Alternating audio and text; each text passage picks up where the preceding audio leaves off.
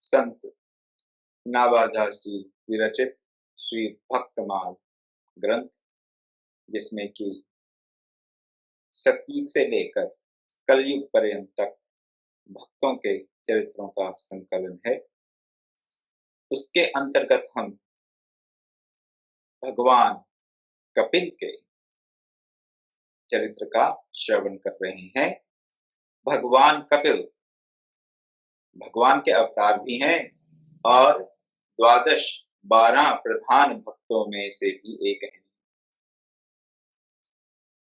उनके चरित्र में, उनकी कथा में अब तक हमने क्या सुना कि ब्रह्मा जी ने सृष्टि के विस्तार के कारण, सृष्टि को विस्तार देने के चलते अपने एक मानस पुत्र को, औरों को भी उन्होंने जन्म दिया, लेकिन एक मानस पुत्र उनके थे, प्रजापति अथवा महर्षि कर्दम। महर्षि कर्दम ने सरस्वती नदी के तट पर 10,000 वर्षों तक तप किया। 10,000 वर्षों के तप के पश्चात उन्होंने क्रिया योग के तीनों अंगों का आश्रय लेकर, क्रिया योग के कौन से 3 अंग हैं? तप, स्वाध्याय और ईश्वर प्रणिधान। इन तीनों का आश्रय लेकर उन्होंने समाधि को प्राप्त किया। समाधि को प्राप्त करते हुए उन्होंने भगवत दर्शन को प्राप्त किया। भगवान के दर्शन हुए तो उनके मन में जो उत्कट अभिलाषा थी, वो उसको उन्होंने, महर्षि कर्दम ने भगवान के सामने रखा। क्या कहा? भगवान, मुझे आप ऐसी स्त्री दें जो धर्म, अर्थ, काम और मोक्ष को प्रदान करने वाली हो। चतुर्वर्ग संपन्न, चारों वर्ग धर्म, अर्थ, काम और मोक्ष को देने में, प्रदान करने में जो सहायक सिद्ध हो, आप मुझे ऐसी सहधर्मिणी दें। भगवान ने कहा, कर्दम ऋषि, तुम्हें ऐसी सहधर्मिणी अवश्य प्राप्त होगी। 8 से तीसरे दिन मनु अपनी पत्नी सहित अपनी कन्या देवहूति को तुम्हें समर्पित करने के लिए तुम्हारे पास उपस्थित होंगे। तो तुम देवहूति को कन्या रूप में, उनकी कन्या को पत्नी रूप में स्वीकार कर लेना। कर्दम जी ने, महर्षि कर्दम ने ऐसा ही किया। मनु ने सपत्नी अपनी पुत्री को समर्पित किया महर्षि कर्दम को और खुद वो प्रस्थान कर गए। देवहूति ने सेवा और शुश्रूषा से अपने पति को प्रसन्न कर लिया। कैसे की उसने सेवा शुश्रूषा? उसने सब प्रकार के अवगुणों का परित्याग करके, कामनाओं का परित्याग करके, उनको वश में करके, अपने इंद्रियों को वश में करके और शौच आदि नियमों का पालन करके महर्षि कर्दम की सेवा की। तत्पश्चात उन्हें 9 पुत्रियों की प्राप्ति हुई। 9 पुत्रियों की प्राप्ति के पश्चात महर्षि कर्दम ने ये ऐसा निश्चय कर लिया उन्होंने कि मुझे अब संन्यास ले लेना चाहिए। देवहूति ने महर्षि कर्दम से कहा, अपने पतिदेव से, कि अभी आप संन्यास मत लीजिए, मैं आपके संन्यास मार्ग में विघ्न या बाधा उत्पन्न नहीं करना चाहती, लेकिन मुझे शोक से तारने के लिए मुझे एक ब्रह्मज्ञानी पुत्र अवश्य प्रदान कीजिए। जब देवहूति जी ने ये वाणी कही, तब उस वक्त महर्षि कर्दम को ये ध्यान आ गया कि हाँ, अरे हाँ, क्या हुआ था? भगवान जब प्रकट हुए थे, उन्होंने ये कहा था कि तुम्हें देवहूति से 9 पुत्रियों की प्राप्ति होगी और 9 पुत्रियों के पश्चात एक पुत्र भी प्राप्त होगा और पुत्र रूप में मैं स्वयं तुम्हारे यहाँ कपिल देव के रूप में अवतरण लूंगा। अब जब उनको भगवत वाणी का ध्यान हो गया तो महर्षि कर्दम ने देवहूति को आश्वासन दिया कि हाँ, तुम्हें अवश्य ही एक ब्रह्मज्ञानी पुत्र की प्राप्ति होगी। तो समय अनुसार देवहूति ने भगवान कपिल को जन्म दिया और भगवान कपिल देव उनके पुत्र के रूप में देवहूति और कर्दम के पुत्र के रूप में प्रकट हुए। पुत्र के रूप में प्रकट होने पर क्या हुआ?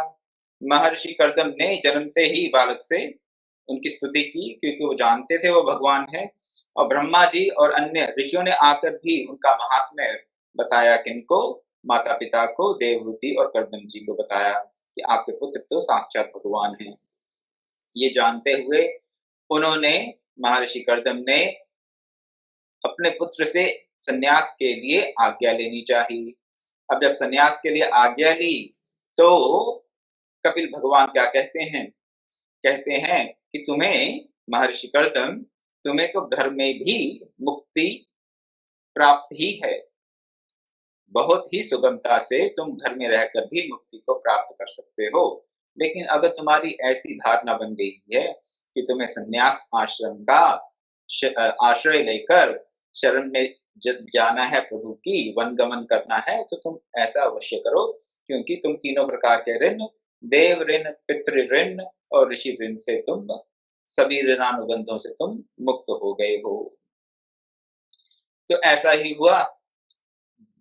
महर्षि कर्दम वनगमन करते हैं और तब करते हैं वन में जाकर, ईश्वर में अपने मन को लगाते हैं, भगवत भजन में अपने मन को लगाते हैं और भागवती मुक्ति को प्राप्त कर लेते हैं। ये भागवती मुक्ति क्या है? जो भागवत धर्म का प्राप्तव्य है, भागवत धर्म का जो लक्ष्य है, वही भागवती मुक्ति है। इसे ऐसा समझ लें कि उन्होंने प्रभु के चरणों में अनन्य स्थान को, प्रभु के अनन्य प्रेम को, प्रभु की अनन्य भक्ति को सदा सर्वदा के लिए प्राप्त कर लिया। सरल शब्दों में यही भागवती मुक्ति है।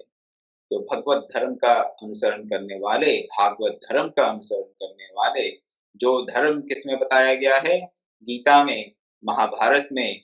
जो धर्म श्रीमद् भागवत में बताया गया है, जो व्यासदेव प्रणीत और देवर्षि नारद जी द्वारा बताया गया धर्म है, वही भागवत धर्म क्या दिलाने वाला है? किस प्रकार की मुक्ति दिलवाने वाला है? भागवती मुक्ति दिलवाने वाला है। भागवती मुक्ति प्रभु चरणों में अनन्य अनुरक्ति हो, वही भागवती मुक्ति है। तो भगवान की असीम अनुकंपा से महर्षि कर्दम ने उस मुक्ति को, भगवत प्राप्ति को अपने इसी जीवन काल में प्राप्त कर लिया। अब उसके बाद क्या हुआ? ये तो अब तक की कथा हुई। ये अब तक की कथा हमने विस्तार में सुन चुके हैं। मैंने कई एक ऐसे विषय इसमें उठाए हैं जिससे कि आपको भागवत धर्म क्या है, संन्यास धर्म क्या है, मुमुक्षु कौन है, जिज्ञासु कौन है, इन बातों का आपको सही प्रकार से ज्ञान हो जाएगा। कपिल मुनि की कथा को आप क्रमशः सुने और इससे आपको अत्यंत लाभ होगा। भागवत धर्म का और मानव जीवन की प्राप्ति का आपको स्मरण हो आएगा, और स्मरण ही नहीं होगा, उसके लिए क्या साधन है वो भी आपके सामने स्वतः कपिल मुनि प्रकट करेंगे। मैंने आपको पहले भी बताया है कि कपिल मुनि को पहला दार्शनिक माना जाता है, पहला फिलोसोफर, और सांख्य शास्त्र को सबसे पहला दर्शन माना जाता है, सबसे पहली फिलॉसफी माना जाता है पूर्ण विश्व की। पूरे विश्व में पहले फिलोसोफर कौन हुए हैं? भगवान कपिल। पूर्ण विश्व में सबसे पहली फिलॉसफी, सबसे पहला दर्शन कौन सा प्रकट हुआ? सांख्य शास्त्र। तो चलिए, महर्षि कर्दम ने तो अपने मानव जीवन की परम उपलब्धि को प्राप्त कर लिया। अब देखते हैं कि माता देवहूति और भगवान कपिल देव ने क्या किया। तो अब बताते हैं कि महामुनि भगवान कपिल देव पिता कर्दम ऋषि के वन चले जाने पर माता का प्रिय करने की इच्छा से कुछ दिन अपने पिता के आश्रम में ही रहे। कुछ दिन महर्षि कपिल ने क्या किया? महामुनि कपिल ने क्या किया? वो रहे अपने पिता के आश्रम में ही माता के संग। एक दिन ब्रह्मा जी के कथन अनुसार देवहूति ने क्या किया? आसन पर बैठे हुए भगवान कपिल से प्रश्न किया। हुआ क्या? माता देवहूति को तो ध्यान आ गया कि मुझे तो भगवान ने ये कहा था कि ये जो पुत्र है तुम्हारा, ये ब्रह्मज्ञानी है। तो स्मरण हुआ है, भूल गई थी, हम भूल जाते हैं, स्नेहवश, प्रमादवश, वात्सल्यवश भूल जाते हैं। क्या भूल जाते हैं? कि जो दिन रात हमारे साथ जिस व्यक्ति का हमारा संबंध रहता है, उसकी महत्ता को हम भूल जाते हैं। जिसे कहते हैं हम इंग्लिश में बड़ा फ़ैमिलियर हो जाते हैं। जब बड़ा फ़ैमिलियर हो जाते हैं किसी के साथ तो उसकी महत्ता को, उसके महात्म्य को हम भूल जाते हैं। गुरु-शिष्य संबंध में भी ऐसा हो जाता है कई बार, अनेकों बार, कई बार क्या अनेकों बार ऐसा हो जाता है।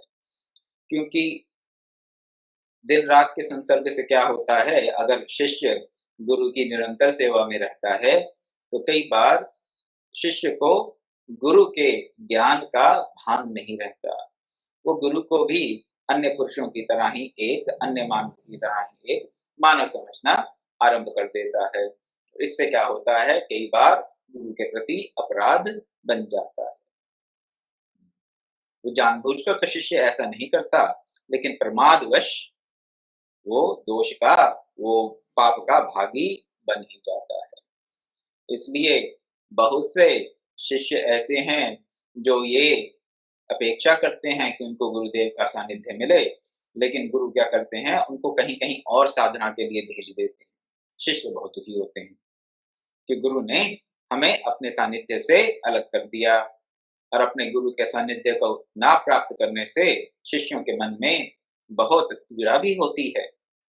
लेकिन गुरु जानते हैं कि शिष्य के लिए कहाँ वास करना, कहाँ साधना करना, कहाँ रहना उचित है। इसलिए जैसी गुरु आज्ञा हो, श्रोत्रिय ब्रह्मनिष्ठ गुरु की जो आज्ञा हो, उसके पालन में, उसके अनुसरण में ही हमारा कल्याण है। तो अगर उसके लिए कष्ट और पीड़ा भी उठानी पड़े, तो अवश्य ही उठानी चाहिए। ऐसा ना सोचें कि गुरु हमारे हित की बात नहीं सोच रहे। गुरु जानते हैं कि आप अगर उनके संसर्ग में ज़्यादा दिन तक रहेंगे, तो उनकी महत्ता को, उनके ज्ञान को आप क्या हो जाएगी, आपके लिए कॉमन नॉलेज हो जाएगी। और जब कोई चीज़ कॉमन नॉलेज हो जाती है, तो फिर हम उसकी क्या करते हैं, उसकी कद्र नहीं करते, उसकी महत्ता को नहीं पहचानते। ये मैंने इस प्रकार भी अनुभव किया है कि जो बातें हम भारत में करते हैं, मैं करता हूँ, बाकी संत महात्मा करते हैं, जनमानस भी करता है। वो इतनी पॉपुलर हैं, इतनी कॉमन है, इतने ज़्यादा उनका विस्तार है यहाँ पर, प्रचार है भारत में, कि उन बातों को हम जानकर भी नहीं जानते। सब माया है, सब जानते हैं सब माया है। हर बात पर हम लोग ये बोलने को तत्पर रह जाते हैं कई बार कि सब माया है, लेकिन सब माया है उसको हम जानते नहीं। और ये जो धारणा बन जाती है कि हम इसे जानते हैं लेकिन जानते नहीं, ये एक बहुत बड़ा अवरोध बन जाती है साधना में। और जब विदेशों में जाकर उसी बात को करते हैं, तो उन लोगों को ये बात नई लगती है। वो इस बात से फ़ैमिलियर नहीं होते। तो फ़ैमिलियर नहीं होते, जब उनके लिए वो बात नहीं होती है, जब वो उनके लिए सामान्य ज्ञान नहीं होती, कॉमन नॉलेज नहीं होती, तो उस बात का वो क्या करते हैं, उस बात के मूल्य को वो समझते हैं, उस ज्ञान के मूल्य को वो समझते हैं और फिर उसको पूर्ण रूप से अपनाते भी हैं। तो कई बार लोग कह देते हैं कि आप विदेशों में जाकर प्रचार करते हैं, भारत में नहीं करते, विदेशियों को आप साधना सिखाते हैं, भारत में कम सिखाते हैं, नहीं, मेरा ऐसी कोई भावना नहीं है। लेकिन हमें तो जहाँ जिज्ञासु मिलेगा, जो साधना में तत्पर होगा, उसी व्यक्ति को साधना सिखाई जा सकती है, उसी को साधन की बात बतलाई जा सकती है, उसी से ज्ञान की बात की जाती है। जो आगे ही ये समझे कि हम तो सब जानते ही हैं, अब हम उसको क्या बताएँगे, जो सब जानते हैं तो अच्छी बात है। उसके लिए हमारे पास कोई ना उसका हमारे पास आने का कोई प्रयोजन है और ना ही हमारा उसको कुछ बताने का प्रयोजन है, कोई लाभ नहीं होने वाला, कोई सिद्ध नहीं होने वाला इस किसी प्रकार के वार्तालाप से कुछ। तो ये तो जिज्ञासा की बात है और जिज्ञासा कई बार हमारी क्षीण हो जाती है, जब हम उस दिव्य ज्ञान को सामान्य ज्ञान की भांति लेने लगते हैं, क्योंकि हर कोई वही बात कर रहा है हमारे इर्द-गिर्द। तो यहाँ पर देवहूति के साथ क्या हुआ, माता देवहूति उनको पता है कि उनका पुत्र जो है, वो भगवान का अवतार है। ऐसा नहीं कि उनको नहीं पता। उनके पतिदेव ने बताया, और ब्रह्मा जी ने स्वयं अन्य ऋषियों के साथ आकर बताया कि तुम्हारा पुत्र भगवत अवतार है, ब्रह्म ज्ञानी पुरुष है। लेकिन उनको केवल फिर एक दिन इस बात का स्मरण हुआ। क्यों? जीवनचर्या में, आम दिनचर्या में इन बातों को हम भूल जाते हैं, ध्यान नहीं जाता, प्रमादवश ध्यान नहीं जाता। तो जब उनको ब्रह्मा जी का कथन स्मरण हुआ कि जब मेरे पुत्र का जन्म हुआ था तो ब्रह्मा जी आए थे और उन्होंने कहा था कि देवहूति तुम्हारा पुत्र तो भगवदावतार है, ये पूर्ण प्रज्ञ पुरुष है, ये ब्रह्म ज्ञानी पुरुष है। जब उनको ध्यान आ गया तो एक बार फिर माता देवहूति ने क्या किया, अपने आसन पर बैठे हुए, अपने आसन पर बैठे हुए, इस बात को ध्यान से सुनिएगा, अपने आसन पर बैठे हुए कपिल मुनि वास्तव में कर्म रहित किंतु मुमुक्षुओं को तत्व मार्ग दिखलाने वाले, वास्तव में वो कर्म रहित हैं, लेकिन मुमुक्षुओं को कर्म का मार्ग, तत्व का मार्ग दिखलाने वाले, माफ कीजिएगा कर्म नहीं, तत्व का मार्ग दिखलाने वाले, कर्म रहित हैं और तत्व का मार्ग भी दिखलाते हैं। ये दोनों बातें कैसे हो गई? अगर किसी को मार्ग दिखला रहे हैं, किसी को तत्व ज्ञान दे रहे हैं, तो तत्व ज्ञान देना किसी को तो एक कर्म है, किसी को तत्व ज्ञान देना तो एक कर्म है, लेकिन उस कर्म को करते हुए भी वो कर्म से रहित हैं। क्यों कर्म से रहित हैं? ये ब्रह्म ज्ञानी पुरुष तत्व ज्ञान देते हैं और फिर भी कर्म से रहित हैं, कैसा संभव है? संभव इसलिए है क्योंकि उनमें कर्तापन का अभाव है। जब कर्तापन का अभाव होता है, ये कर्तापन का अभाव क्या भला है? कर्तापन के अभाव का अर्थ ये है कि ब्रह्म ज्ञानी पुरुष में मैं कुछ कर रहा हूं या कर रही हूं ऐसी भावना ही नहीं होती। ब्रह्म ज्ञानी पुरुष में ऐसी भावना नहीं आती कि मैं बैठकर तत्व ज्ञान, ब्रह्म ज्ञान बांट रहा हूं या बांट रही हूं, नहीं, ऐसी भावना ही नहीं आती। ऐसी जो भावना है कि मैं कुछ कर रहा हूं या कर रही हूं, वो होती नहीं। अहम ही नहीं रहता, मैं ही नहीं रहता, तो मैं तो करेगा कैसे? दिखने में लगता है दूसरे व्यक्तियों को, ब्रह्म ज्ञानी व्यक्ति भी एक व्यक्ति की तरह दिखता है, बैठता है, उठता है, खाता पीता है, बोलता है, भांति भांति की क्रियाएं करता है, लेकिन ब्रह्म ज्ञानी व्यक्ति फिर भी कुछ नहीं करता। क्यों कुछ नहीं करता भाई? क्योंकि उसका अहम जो है वो अपने कारण में लीन हो गया है। अहम अपने कारण में लीन हो गया है जी। उसने अपने आप को प्रभु से जोड़ लिया है। जोड़ लिया है, कैसे जोड़ लिया? जिसको हम कहते हैं भक्त। हम क्या हैं? विभक्त। हम प्रभु से अपने आप को अलग मानते हैं, हम अपनी अलग सत्ता स्वीकार करते हैं। हम कहते हैं मैं फला-फला व्यक्ति हूँ, मेरा ये नाम है, मेरे ये माता-पिता हैं, मेरा ये कार्य क्षेत्र है, मेरी इतनी आयु है, मेरा जन्म वहाँ हुआ था, मुझे ये अच्छा लगता है, ये बुरा लगता है। मैं हूँ और मेरे भांति-भांति के गुण दोष और भांति-भांति के कार्य हैं। इस अहंकार के नाते हम कर्म में प्रवृत्त होंगे, तो क्या होगा? अपने आप को कर्ता मानेंगे। कर्ता मानेंगे तो फिर कर्ता बन जाएंगे, कर्म बंधन में फंस जाएंगे। ब्रह्म नहीं करता है, उसका तो कुछ भी नहीं करता, उसका तो अहम ही नहीं है। अब जिसका अहम ही नहीं है, जिसका मैं नहीं है, उसमें मैं कुछ करता हूँ कैसे आएगा? मैं कुछ करता हूँ तब आएगा जब मैं होगा। जब मैं ही नहीं है तो मैं करेगा क्या? मैं के करने के लिए मेरा होना आवश्यक है। जब मैं ही नहीं हूँ, मेरा नहीं है, तो फिर वो करेगा कहाँ से? इसलिए कहा गया यहाँ पर स्पष्ट शब्दों में, वो तत्व ज्ञान का मार्ग तो दिखलाते हैं ब्रह्म ज्ञानी पुरुष, यहाँ पर भगवान कपिल तत्व ज्ञान का मार्ग तो दिखाते हैं, परंतु वास्तव में कर्म रहित हैं। किसी प्रकार का कर्म वो करते नहीं है। एक इस प्रकार से समझाई जाती है ये बात कि ब्रह्म ज्ञानी पुरुष कर्मों में लिप्त क्यों नहीं होता। दूसरे प्रकार से समझें, और दोनों ही बातें सटीक हैं, दूसरे प्रकार से समझें तो जो ब्रह्म ज्ञानी व्यक्ति है उससे कर्म तो हो रहा है, लेकिन वो कर्म बंधन में फंसता नहीं है। अब कैसे नहीं फंसता? कर्म करेगा तो कर्म का फल तो होगा ही। अब भगवान कपिल किसी को तत्व ज्ञान दे रहे हैं, अगर माता देवहूति को जैसे वो आगे तत्व ज्ञान देंगे, तो क्या होगा? माता देवहूति अपने कर्म बंधनों से छूटकर मुक्ति को प्राप्त कर लेंगी। तो कर्म तो हुआ, कर्म का फल भी हुआ। क्या कर्म हुआ? तत्व ज्ञान देना हुआ कर्म। उस कर्म का फल क्या हुआ? माता देवहूति की मुक्ति, उनको भगवत चरणों की प्राप्ति। तो कर्म भी है और फल भी है, लेकिन फिर भी कपिल मुनि इसमें फंसते नहीं। क्यों नहीं फंसता? एक ब्रह्मज्ञानी व्यक्ति सब कुछ करता हो। आपने कई साधु महात्मा संत ऐसे देखे होंगे, महापुरुष देखे होंगे, 2-2 4-4 घंटे सोएंगे और कभी तो उतना भी नहीं सोते। 2-2 4-4 घंटे सोकर क्या करते हैं? निरंतर लगे रहते हैं सेवा में, निरंतर सेवा में लगे रहेंगे 2-2 4-4 घंटे सोकर।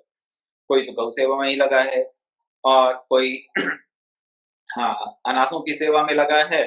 कई प्रकार के प्रकल्प हाँ, महापुरुष आरंभ करते हैं। कोई ज्ञान बांट रहा है, कोई संस्कृत पढ़ा रहा है, इत्यादि इत्यादि। लेकिन वो सब कुछ करते हुए भी उनमें कर्तापन का भाव नहीं है, और कर्तापन के भाव के ना होने के कारण वो उसमें बंधते नहीं हैं। वो जो बंध रहे हैं, उनका अभी कर्तापन का भाव गया नहीं। 2 ही बातें हैं, तीसरी बात कोई हो सकती नहीं। तो यहाँ पर कपिल मुनि अगर देते हैं ब्रह्म ज्ञान किसी को तो किसी की मुक्ति हो जाती है, तो कपिल देव उसमें फंसेंगे नहीं। क्यों नहीं फंसेंगे? देखिए, जो भी कर्म होता है उसके हाँ, 2 प्रकार के परिणाम हो सकते हैं, अच्छे और बुरे। तो ब्रह्मज्ञानी व्यक्ति से भी अच्छे और बुरे दोनों प्रकार के कर्म होते हैं। वो करता नहीं है, लेकिन उससे होते हैं।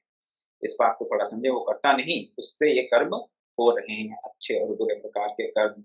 अगर वो करता नहीं है और अगर उन कर्मों का फल का वो भोगता नहीं है, तो उसको कौन भोगेगा?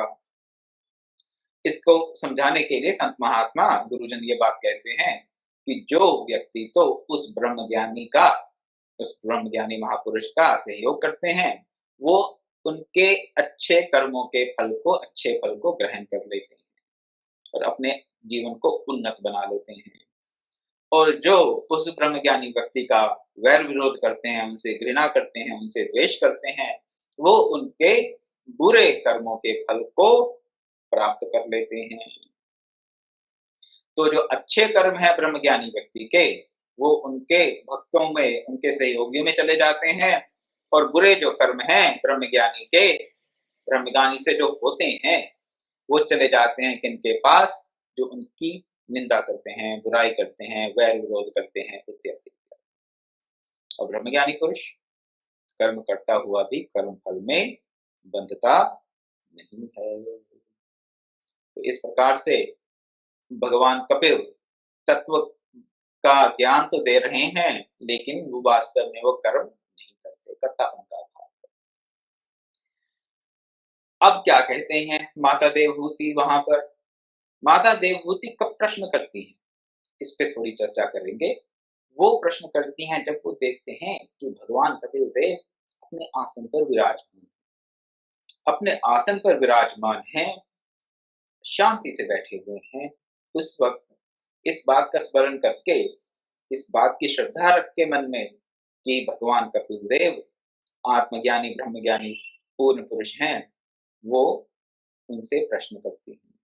तो यहाँ को हमें ये देखना है कि अगर किसी महापुरुष से प्रश्न करना हो किसी प्रकार का, तो कैसे करना चाहिए।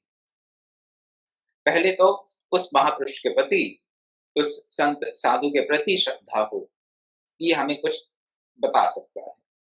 अगर मन में संशय रहेगा कि चलिए पूछ लेते हैं, देखते हैं क्या कहते हैं, तो बात नहीं बनेगी, नहीं बनेगी। ये मैं आपको कोरे कागज पर लिख के दे सकता हूँ। बिना श्रद्धा के या संशय के साथ प्रश्न करेंगे तो हाँ, किसी प्रकार की चर्चा तो हो जाएगी, लेकिन अगर आप कहें कि आपको तत्व का ज्ञान हो जाए, तो वो संभव नहीं। तो प्रश्न उन्हीं से करें जिनमें आपकी पूर्ण श्रद्धा हो। अब ये श्रद्धा क्या होती है? श्रद्धा अंधविश्वास नहीं होता। श्रद्धा होती है सत को धारण करने वाली बुद्धि शतधा। तो जो सत को धारण कर सकती है, ऐसी बुद्धि, ऐसी धी ही श्रद्धा है। तो पहले तो इस बात की श्रद्धा हो कि ये महापुरुष हमें कुछ, ये ब्रह्मवादी, ये ब्रह्मज्ञानी हमें कुछ बता सकते हैं, हमारे शंका का निवारण कर सकते हैं, ऐसी श्रद्धा हो। उसके बाद प्रश्न करें, लेकिन प्रश्न कब करें? जब वो ब्रह्मज्ञानी पुरुष कहीं व्यस्त हों? नहीं, अपने आसन पर बैठे हों, शांत चित्त से, उस वक्त प्रश्न करें और उसी वक्त वो आपकी शंका का निवारण करने में समर्थ होंगे, अन्यथा नहीं। तो देवहूति जी से हमें ये 2 बातें सीखनी है यहाँ पर। तो पहले प्रश्न करने से पहले पूर्ण विश्वास हो, श्रद्धा हो कि इनसे हमारा संशय का निवारण हो सकता है। लेकिन अगर मन में यही संशय हो कि पता नहीं क्या कहेंगे, ठीक कहेंगे, गलत कहेंगे, इत्यादि इत्यादि, तो बात पल्ले, वो व्यक्ति अगर ब्रह्मज्ञानी हो भी तो भी बात पल्ले नहीं पड़ेगी। और दूसरी बात, जैसे कि मैंने पहले बताया, ब्रह्मज्ञानी पुरुष अपने आसन पर विराजमान हो और शांत चित्त से बैठा हो, उस वक्त प्रश्न करें। इसके संबंध में एक प्रसंग आता है, कहाँ? रामायण में भी। उत्तरकांड में गरुड़ जी को जब मोह हो जाता है, तो वो भी भांति भांति के गुरुजनों से, भगवानों से प्रश्न करते हुए फिरते हैं। तो ब्रह्मा जी के पास जाते हैं, तो ब्रह्मा जी कहते हैं कि भाई तुम किसके पास जाओ? पहले तो नारद जी के पास जाते हैं, नारद जी ब्रह्मा जी के पास भेज देते हैं, नारद जी से ब्रह्मा जी, फिर ब्रह्मा जी से गए भगवान शंकर के पास। तो वहां पर भगवान शंकर क्या कहते हैं? तेहि मम पद सादर सिर नावा, पुनियापन संदेह सुनावा, सुनीता करि विनती मृदुबानी, प्रेम सहित मैं कहूं भवानी। क्या हुआ? उन्होंने यहाँ गरुड़ जी भी कैसे प्रश्न कर रहे हैं, वो पूरा नियरली पूरा प्रोटोकॉल फॉलो कर रहे हैं। प्रोटोकॉल क्या क्या कैसे हमें प्रश्न करना चाहिए, उनको ज्ञान है, लेकिन एक चूक कर जाते हैं यहाँ पे। तो करते क्या क्या है, पहले वो बताता हूँ, फिर ये बताएंगे कि उन्होंने क्या नहीं किया, कौन सा पॉइंट उनसे मिस हो गया, कहाँ पे उनसे थोड़ी सी चूक हो गई। पहले जाकर सादर सिर नवाते हैं, प्रणाम करते हैं भगवान शंकर के चरणों में।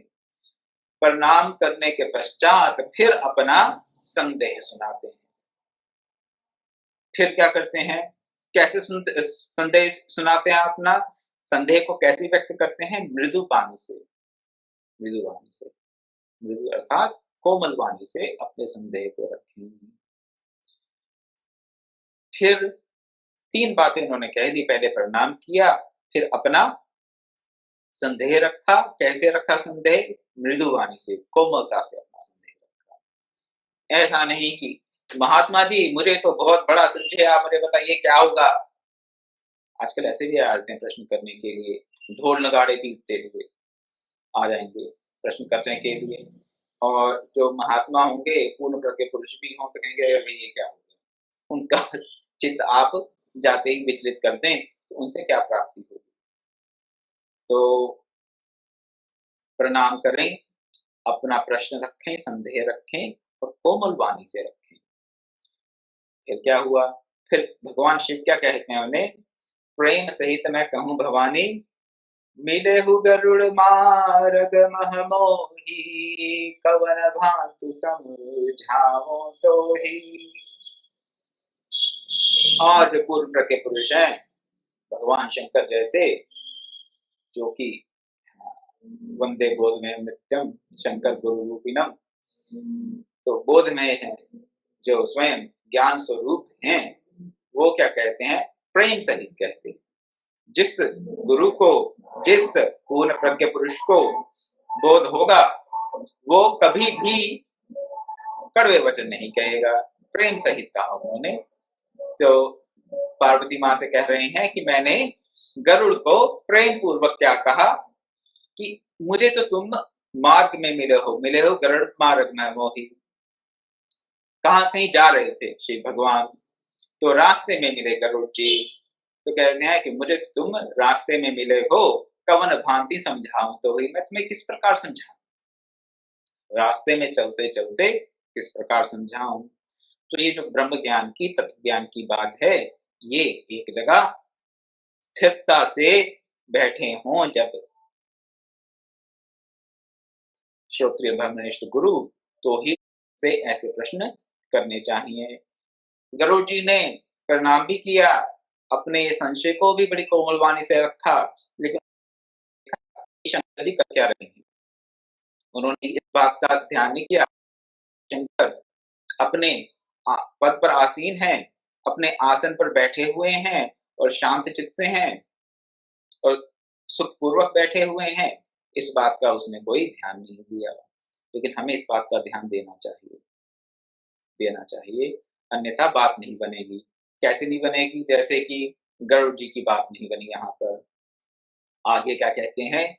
तब ही होई सब संशय भंगा, जब बहुकाल करिय सतसंगा, सुनिए तहा हरि कथा सुहाई, नाना भांति मुनिन जो गाई। देखिए, संशय का भंग 2 मिनट में नहीं होता। आजकल हाँ, लोग भी कहते हैं कि आप ना इतनी लंबे-लंबे वीडियोज़ आधे घंटे के आप वो रहते हैं, तो शॉर्ट वीडियोज़ बनाया कीजिए। आजकल तो शॉर्ट वीडियोज़ का ज़माना है। लोग 2-3 मिनट की वीडियो हो तो देख लेते हैं और आधे घंटे की तो फिर लोगों के पास इतना समय रहता नहीं। भगवान जाने, चलिए नहीं रहता समय तो हम क्या करें? तो अब पहले पहल सत्संग कैसे होता था? लोग प्रातः क्रिया से निवृत्त होकर संध्या वंदन करने के पश्चात कथा सुनने बैठ जाते थे और सूर्यास्त तक कथा सुनते रहते थे। बीच में अवकाश होता था, लेकिन सुबह से लेकर शाम तक कथा चलती थी। इस प्रकार से कथा का हमें हाँ, विवरण मिलता है अपने ग्रंथों में। कोई भी ग्रंथ उठा लीजिए, योग वशिष्ठ उठा लीजिए, महाभारत उठा लीजिए, भागवत पुराण उठा लीजिए, आप यही देखेंगे कि कथा श्रवण होता था सूर्योदय से सूर्यास्त तक। अब चलिए हमने सूर्योदय से सूर्यास्त को छोड़ दिया, चलिए कह दिया चलो आध पौना घंटे कर लें। अब तो कह रहे हैं कि आध पौना घंटा भी करते हैं, 2-3 मिनट किया कीजिए, 2 मिनट में अपनी बात रख लीजिए, उसमें क्या है? लोगों को समझना होगा, समझ जाएँगे। नहीं, ये हमारे यहाँ का सिद्धांत नहीं है, ये सनातन पद्धति नहीं है। यहाँ सीधी-सीधी सी बात यही है, तभी होए सब संशय भंगा, जब बहुकाल करिए सत्संगा। परंतु आजकल लोग कहते हैं हमारे पास 5 मिनट हैं, आप हमारा 5 मिनट में संशय का निवारण कर दीजिए, क्योंकि हमें आगे फिर कहीं और भी जाना है भई। हम आपकी तरह खाली थोड़ी ना बैठे हैं, हमें बहुत सारे काम-धंधे हैं दुनिया के। लेकिन हम अपने संशय का निवारण भी चाहते हैं। 5-10 मिनट में कर दीजिए तो अच्छी बात है, कर दीजिए आप। देखते हैं आप कर सकते हैं कि नहीं कर सकते। नहीं कर सकते तो आप तो फिर आपके पास कुछ है ही नहीं, आपको कुछ आता जाता नहीं। तो ऐसे कई-कई प्रकार के फिर हाँ, लोग संशय कर देते हैं। लेकिन बात ये है कि चलते हुए बड़े अल्पकाल में किसी से अपने संशय का निवारण हो जाए, ये सदैव संभव नहीं होता, ज़्यादातर संभव नहीं होता। क्यों नहीं होता? क्योंकि ये जो संशय है ये 2 मिनट में नहीं आया होता। संशय है जन्म-जन्मांतरों की अविद्या के कारण। जन्म-जन्मांतरों से माया से ग्रसित हैं, लेकिन सोचते ये हैं कि इससे मुक्ति मिल जाए, 2 मिनट में चुटकी बजाते ही, वो संभव नहीं। तो देवहूति माता ने भी देखा कि भगवान कपिल अपने आसन पर विराजमान हैं और उनके पास समय है, अवकाश है और उनको उस वक़्त ध्यान वो आया कि ब्रह्मा जी ने तो मुझे कहा था कि ये तो मेरे पुत्र जो हैं, पूर्ण प्रज्ञ पुरुष हैं, भगवान के अवतार हैं, तो मैं अब इनसे प्रश्न करती हूँ। अब वो क्या प्रश्न करती हैं, उसके लिए आज तो समय हो चला है, तो क्या प्रश्न करेंगी, वो तब कल ही करेंगी, आज नहीं कर सकती हैं। तो इसलिए अब हम मंगलाचरण करेंगे और कल फिर 5:30 बजे एकत्रित होकर अपने-अपने स्थानों पर ये श्रवण करेंगे कि देवहूति माँ ने क्या प्रश्न किया और भगवान कपिल ने उनको क्या उत्तर दिया।